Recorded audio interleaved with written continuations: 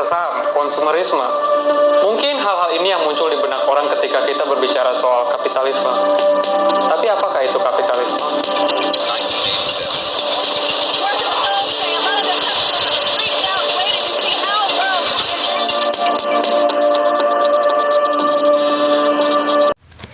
Halo teman-teman semuanya, Assalamualaikum warahmatullahi wabarakatuh.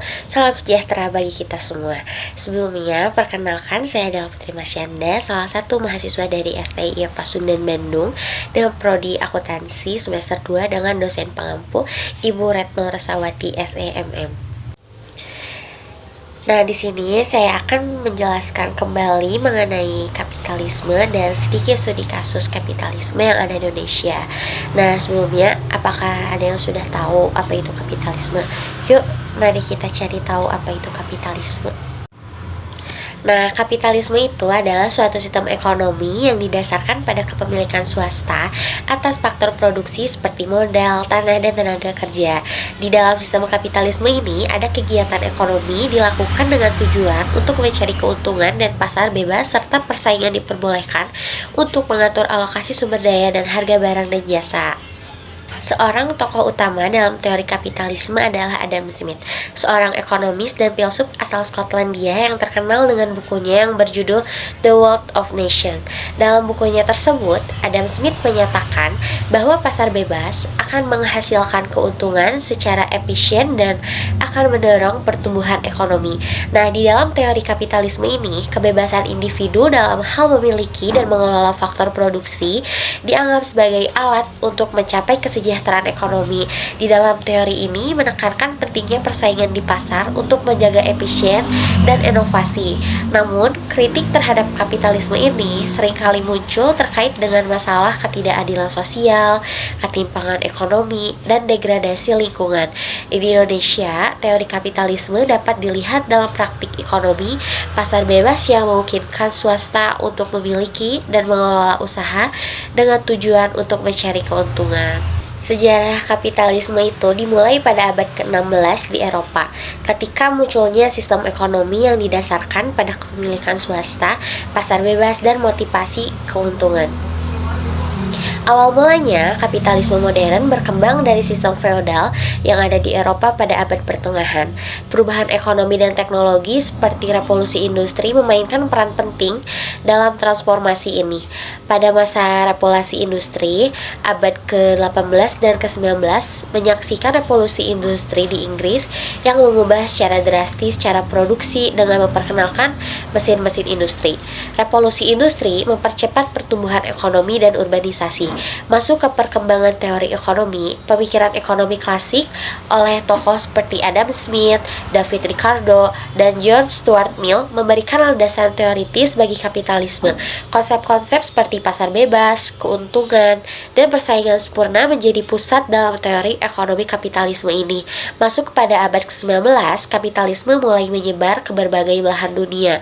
Melalui imperialisme dalam kolonialisme, negara-negara Eropa dan Amerika Serikat memperluas pengaruh ekonomi mereka ke wilayah-wilayah jajahan. Pada masa krisis dan reformasi, kapitalisme mengalami berbagai krisis ekonomi, termasuk depresi besar pada tahun 1930-an. Krisis-krisis ini memicu reformasi ekonomi dan sosial seperti regulasi pasar dan kesejahteraan sosial untuk mengatasi ketimpangan dan keterstabilan ekonomi. Nah, pada saat kapitalisme kontemporer, yang saat ini kapitalisme ditandai oleh globalisasi ekonomi, teknologi informasi, dan kompleksitas hubungan ekonomi antar negara. Bahkan adanya isu-isu seperti ketimpangan ekonomi, perubahan iklim, dan pertumbuhan berkelanjutan menjadi sorotan dalam diskusi tentang masa depan kapitalisme saat ini. Seiring dengan evolusi dan perkembangannya, kapitalisme terus mengalami transformasi dan adaptasi dalam menghadapi tantangan dan perubahan zaman saat ini.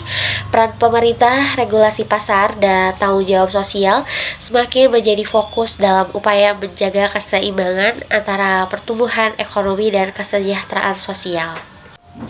Lalu selanjutnya di sini ada dampak positif dan negatif. Dampak positif kapitalisme itu sebagai sistem ekonomi yang berbasis pada kepemilikan swasta dan pasar bebas, memiliki beberapa dampak positif yang signifikan. Berikut adalah beberapa dampak positif dari kapitalisme. Yang pertama yaitu perlu pertumbuhan ekonomi. Kapitalisme mendorong pertumbuhan ekonomi dengan menciptakan lapangan kerja, meningkatkan produksi, dan memperluas pasar. Hal ini menghasilkan peningkatan pendapatan dan kesejahteraan bagi masyarakat secara keseluruhan. Yang kedua yaitu ada inovasi dan kemajuan. Persaingan antar perusahaan dalam kapitalisme mendorong inovasi dan kemajuan teknologi.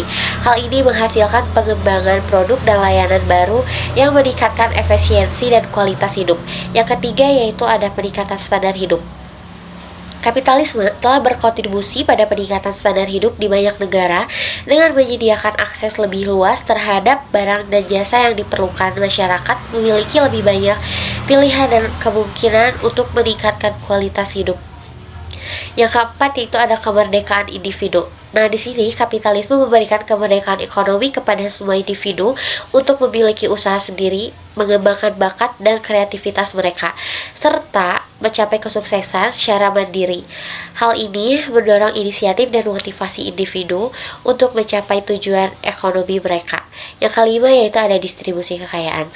Di sini kapitalisme dalam beberapa kasus telah membantu dalam distribusi kekayaan dengan menciptakan kesempatan bagi individu untuk memperoleh pendapatan yang lebih tinggi lagi melalui usaha dan kerja keras mereka.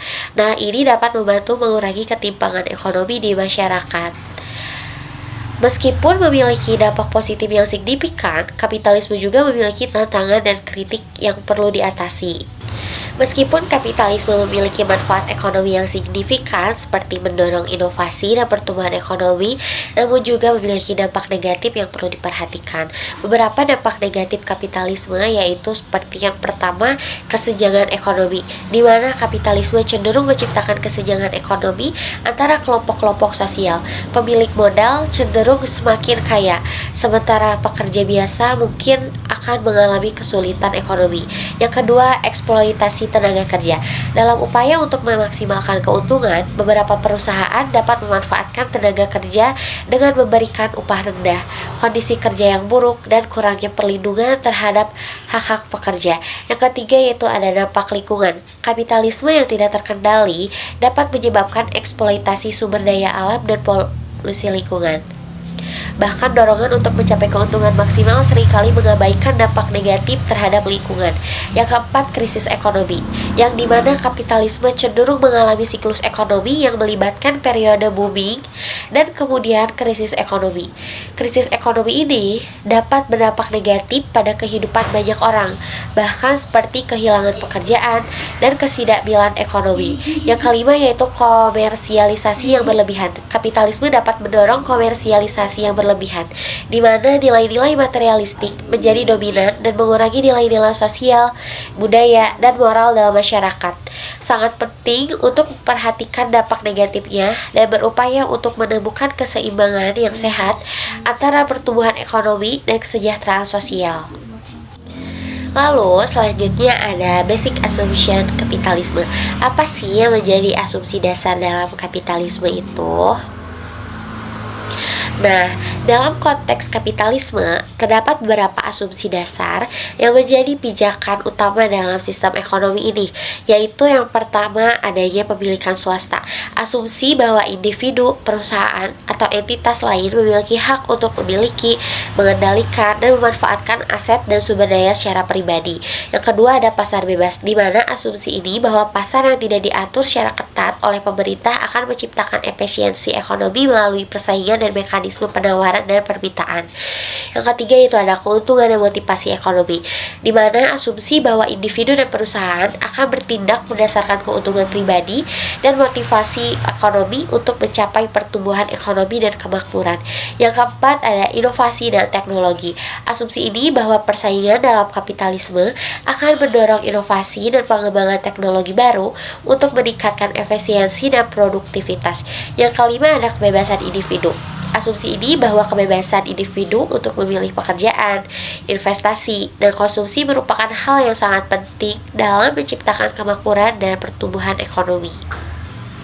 Nah, meskipun asumsi-asumsi ini menjadi landasan utama dalam kapitalisme, penting untuk diingat bahwa sistem ini juga memiliki kritik dan tantangan yang besar, seperti ketimpangan ekonomi, ketidaksetaraan, dan dampak lingkungan yang perlu diperhatikan dalam konteks sosial dan keberlanjutan ekonomi. Nah, selanjutnya masuk ke studi kasus. Di sini saya mengambil contoh studi kasus yang ada di Indonesia mengenai kapitalisme.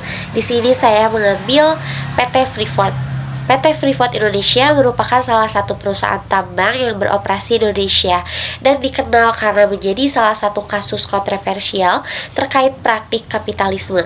Perusahaan ini terlibat dalam pertambangan tembaga dan emas di Papua, Indonesia, dan telah menjadi sorotan karena berbagai isu terkait lingkungan, sosial, dan ekonomi.